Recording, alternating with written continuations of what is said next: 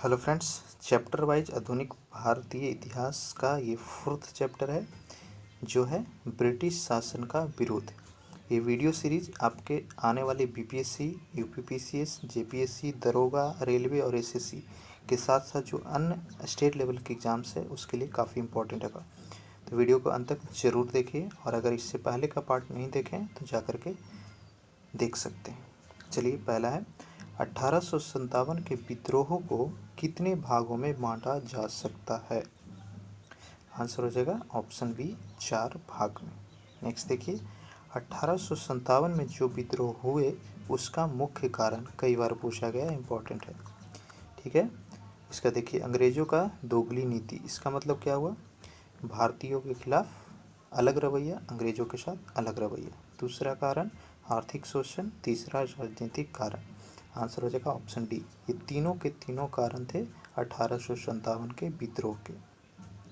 ध्यान दीजिए, यहाँ पे तात्कालिक कारण नहीं पूछा। अगर तात्कालिक कारण पूछेगा तो वहाँ पे हो जाएगा अंग्रेजों द्वारा इनफील्ड जो राइफल थी उसमें चर्बी और कारतूस का उपयोग होना।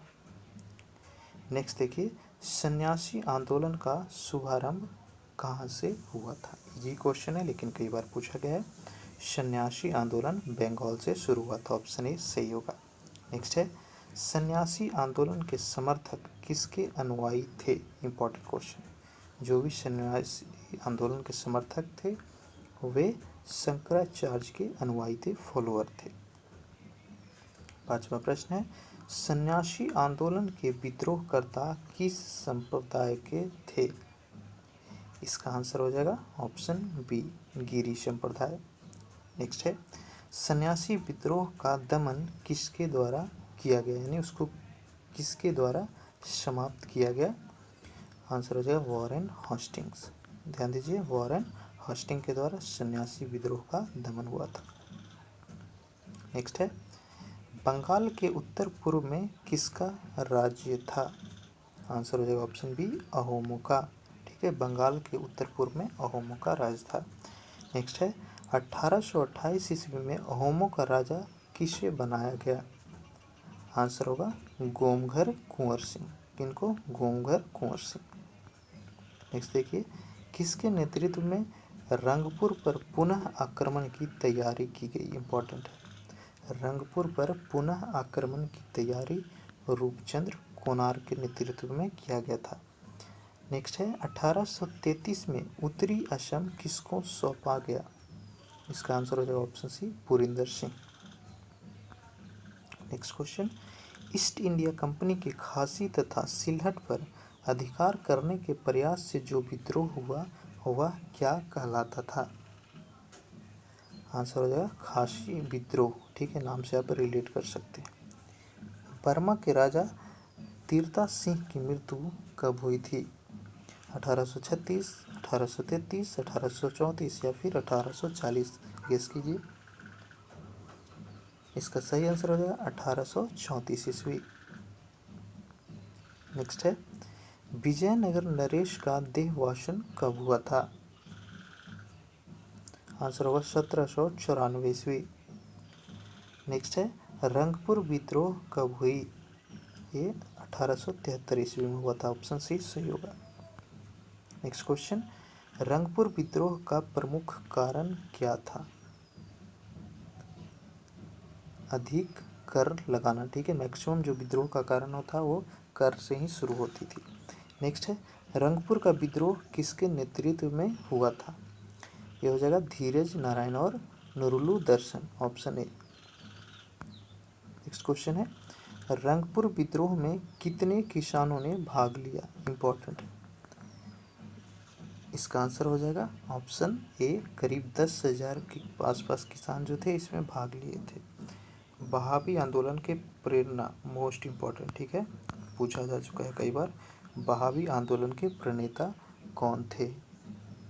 ये थे सैयद अहमद बरवेली। ध्यान दीजिए, सैयद अहमद बरवेली जो थे वे बहावी आंदोलन के प्रणेता थे। नेक्स्ट क्वेश्चन, सैयद अहमद बरेलवी के विचार किस पुस्तक में निहित हैं। आंसर हो जाएगा सिरात ए मुस्तकीम। नेक्स्ट है, बंगाल प्रेसिडेंसी के लिए मुख्य कार्यालय कहाँ बनाया गया था? आंसर होगा पटना। ठीक है, बंगाल जो थी पहले बिहार, बंगाल, उड़ीसा एक ही था। ठीक है, तो यहाँ से आपको हिमाचल, कलकत्ता, मद्रास ऐसे ही साइड हो गया, तो ऑप्शन एक ही सही था, हो सकता है पटना आंसर हो जाएगा।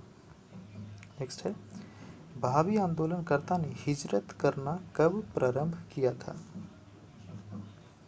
1826 ईस्वी, ऑप्शन सी। नेक्स्ट है, हिजरत का अर्थ क्या होता है? आंसर होगा ये, दुश्मनों को देश से बाहर निकालना। नेक्स्ट है, भारत को दारुल उल इस्लाम कौन बनाना चाहता था? इंपॉर्टेंट है, दारुल उल इस्लाम भारत को कौन बनाना चाहता था? इसका आंसर हो जाएगा option C, Syed Ahmad Barelvi. Next है, अंग्रेजों ने भारत को दारुल उल हर्ब बना दिया है, यह किसका कथन है? सैयद अहमद बरेलवी का ही। नेक्स्ट है, अहमद बरेलवी कब शहीद हुए थे? 1831 ईस्वी में। नेक्स्ट है, लास्ट में आप कमेंट करके ज़रूर बताइएगा कि आपके कितने प्रश्न सही हो रहे हैं। ठीक है, और चैप्टर वाइज आप पहले बुक्स को पढ़िए, उसके बाद वीडियो को अच्छे से देखिए। ठीक है, चलिए आपसे रिक्वेस्ट है साथ ही कि चैनल पर नए तो सब्सक्राइब कीजिए और वीडियो को लाइक करना ना भूलिएगा, क्योंकि यही हमारे लिए इंस्पिरेशन है आपके लिए, और अच्छे अच्छे वीडियोस प्रोवाइड करें ताकि आपकी सफलता में हम कुछ योगदान कर सकें। नेक्स्ट देखिए, अहमद बरेलवी की मृत्यु किसके साथ हुए युद्ध में हुई थी? ये था सिखों के साथ। नेक्स्ट है, उनकी मृत्यु यानी अहमद बरेलवी की मृत्यु के बाद बहावी आंदोलन को किसने संभाला? गेस कीजिए। इसका आंसर हो जाएगा विलायत अली और इनायत अली, दोनों ने मिलकर चलाया था, ऑप्शन सी। नेक्स्ट है, अंग्रेज सरकार ने बहावियों के विरुद्ध कितने सैनिक अभियान चलाए थे? टोटल 20। नेक्स्ट है, बहावी आंदोलन कब खत्म हुआ? ये इंपॉर्टेंट है। ठीक है, बहावी आंदोलन कब खत्म हुआ था? आंसर हो जाएगा 1871 ईस्वी। नेक्स्ट देखिए, चुआर या भूमिज विद्रोह बंगाल के किस जिले में हुई थी? आंसर होगा मेदिनीपुर। नेक्स्ट है, चुआरों के राजा जगन्नाथ ने कब विद्रोह किया? 1768 ईस्वी। नेक्स्ट है, चुआर या भूमिज विद्रोह बंगाल के किस जिले में हुआ था?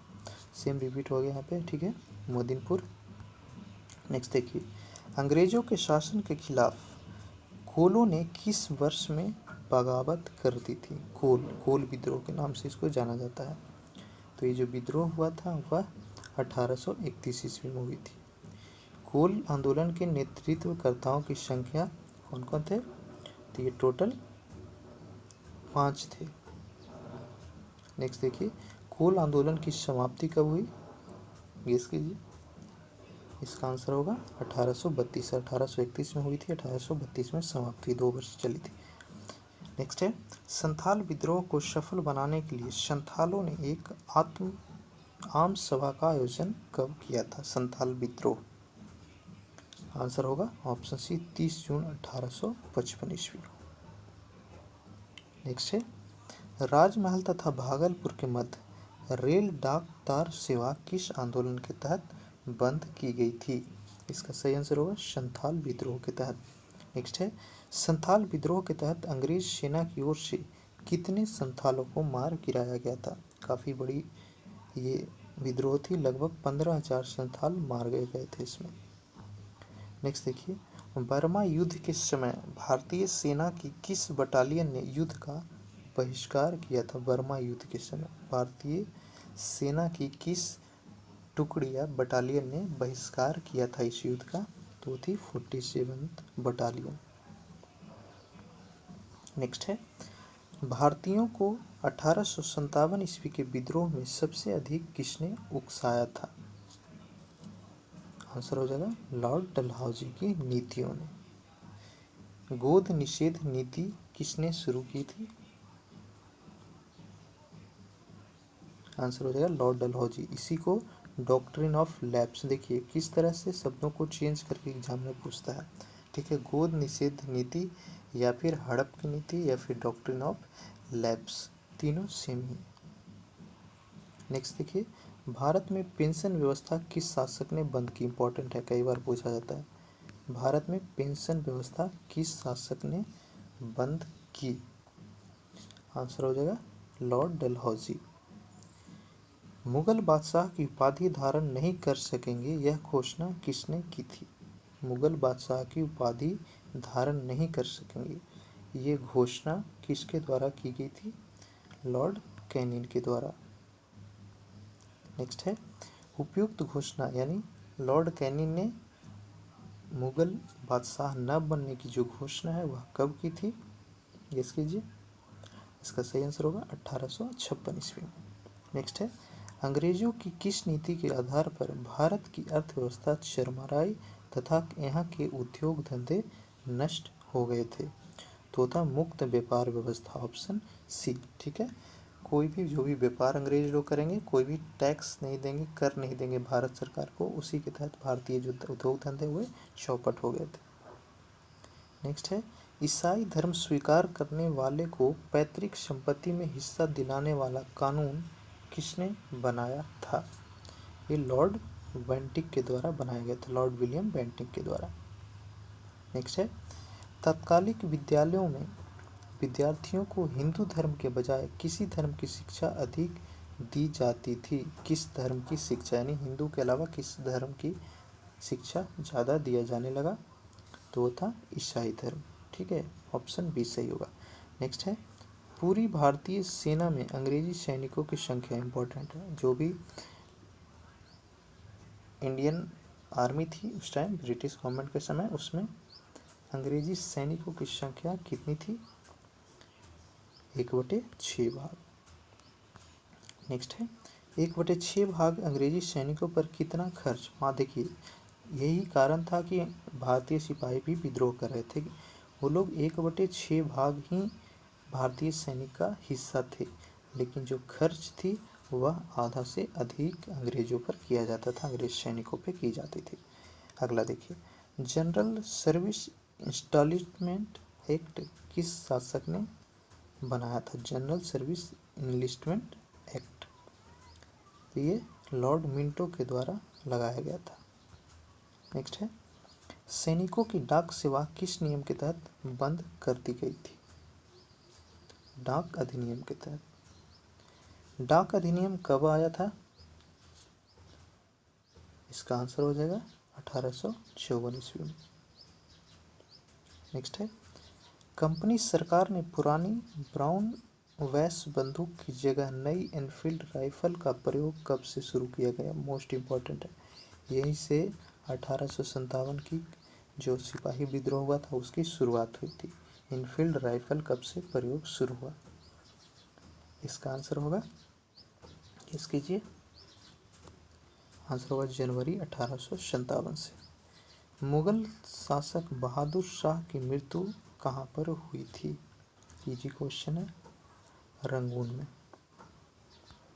नेक्स्ट देखिए, ब्रिटिश सरकार ने भारत सरकार अधिनियम कब बनाया था? आंसर होगा 1858 ईस्वी।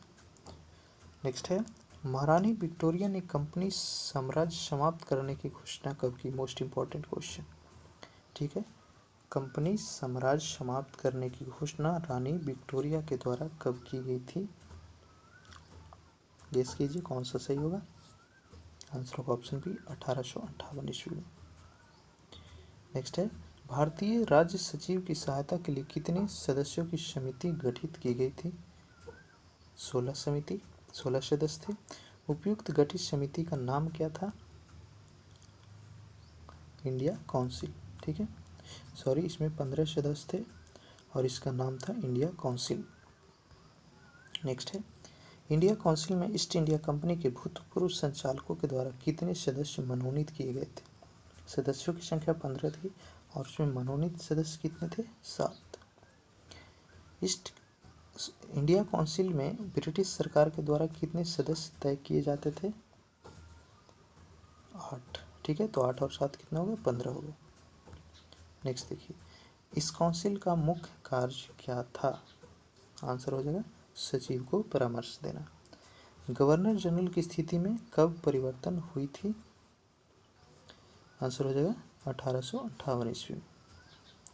नेक्स्ट है, गवर्नर जनरल की स्थिति में परिवर्तन के बाद गवर्नर जनरल को क्या कहा जाने लगा? काफ़ी इंपॉर्टेंट है, ठीक है। आंसर हो जाएगा वायसराय। 1858 में से गवर्नर जनरल को वायसराय के नाम से जाना जाने लगा। वायसराय की सहायता के लिए गठित कार्यकारिणी परिषद में प्रारंभ में कितने सदस्य मनोनीत किए गए? आंसर होगा 6 सदस्य। नेक्स्ट है, महारानी विक्टोरिया ने केसर-ए-हिंद की उपाधि कब धारण की थी? इंपॉर्टेंट है, केसर-ए-हिंद की उपाधि महारानी विक्टोरिया ने कब धारण की थी? आंसर होगा 1876 ईस्वी। नेक्स्ट है, भारतीय नागरिक सेवा अधिनियम कब बनाया गया? 1861 ईस्वी।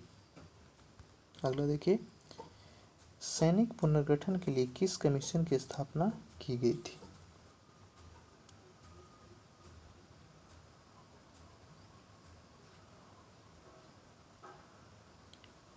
सैनिक आयोग।